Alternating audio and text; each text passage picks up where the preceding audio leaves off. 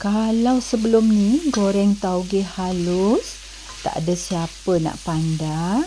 Cuba resipi Dapur Ami nak beri hari ini. Resipi tauge halus yang padu, sedap. Boleh habis satu pinggan berebut-rebut nak makan nanti. Sesuai dipadankan dengan semua jenis lauk lain. Makan macam ni sahaja dengan nasi panas-panas pun dah sedap. Okey, jom kita mulakan. Dalam kuali, panaskan sedikit minyak. Masukkan setengah biji bawang besar dengan sedikit ikan bilis yang telah ditumbuk. Kita tumis bahan-bahan ni sampai dia agak kekuningan.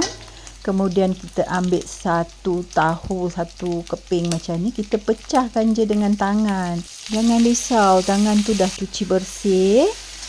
Pakai tangan lagi sedap jadinya ya. Ini dinamakan air tangan kan. Anak-anak kita, suami kita nak makan. Semua bahan-bahan ni kita masak sampai dia agak garing sedikit lah ya.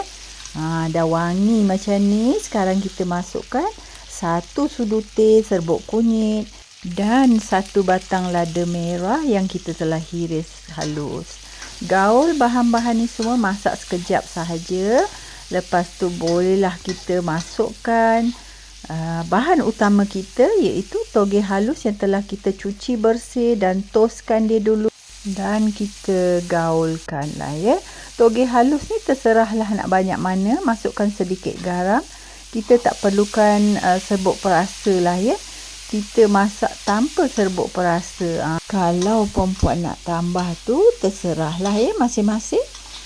Saya tak letak. So kita gaulkan sekejap sahaja.